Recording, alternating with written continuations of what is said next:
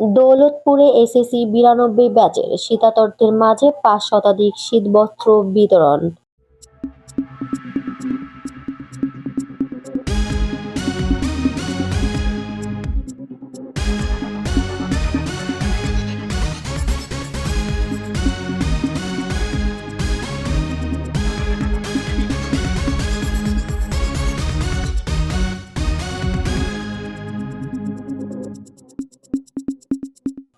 মানিকগঞ্জ থেকে মোহাম্মদ শাহ আলমের পাঠানো তথ্যচিত্রে দেখুন বিস্তারিত। সাথে আছে আমি জান্নাত আরা কলি। মানিকগঞ্জের দৌলতপুর উপজেলা এসএসসি ১৯৯২ ব্যাচের আয়োজনে ৫ শতাধিক মাদ্রাসা, এতিমখানা ও অসহায় শীতার্তদের মাঝে শীতবস্ত্র বিতরণ করা হয়েছে। গতকাল শুক্রবার ৩০ জানুয়ারি দুপুর ২ ঘটিকার সময় দৌলতপুর সদর চকমিরপুর ইউনিয়ন পরিষদ মাঠে বিতরণ করা হয়েছে। বিতরণ অনুষ্ঠানে ১৯৯২ সালে ব্যাচের বন্ধু প্রকৌশলী মোহাম্মদ শাহ আলমের সভাপতিত্বে প্রধান অতিথি হিসেবে উপস্থিত ছিলেন দৌলতপুর থানা officer in charge OC Mohammad Qamaruddin. বিশেষ অতিথি ছিলেন ওসি তদন্ত রঞ্জিত কুমার বিশ্বাস। এই সময় উপস্থিত ছিলেন প্রেস ক্লাবের সাবেক সভাপতি ও অনলাইন অ্যান্ড মাল্টিমিডিয়া রিপোর্টার্স ইউনিটির মানিকগঞ্জ জেলার সহসভাপতি মোহাম্মদ শাহ আলম।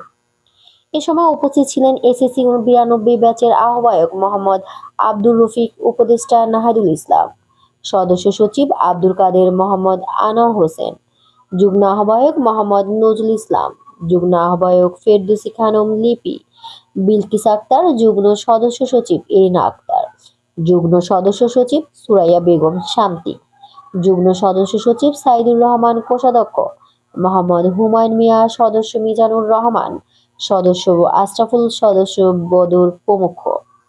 কম্বল বিতরণ অনুষ্ঠানে দৌলতপুর থানা officer in charge OC Omar Uddin বলেন, ৯২ ব্যাচের এই উদ্যোগের ভূয়সী প্রশংসা করেন।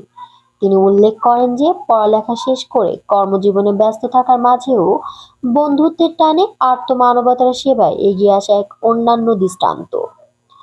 স্কুল জীবনের বন্ধুদের এই ঐক্যবদ্ধ প্রচেষ্টাকে তিনি সাধুবাদ জানান এবং আশা প্রকাশ করেন যে এই বন্ধন যেন শুধু উৎসবে নয়, বরং মানুষের বিপদে আপদেও অটুট থাকে। তিনি সমাজের বিত্তবান ও সামর্থ্যবান ব্যক্তিদের প্রতি আহ্বান জানান যেন তারা নিজ নিজ অবস্থান থেকে শীত বস্ত্র ও প্রয়োজনীয় ত্রাণ নিয়ে দরিদ্র মানুষের পাশে দাঁড়ান।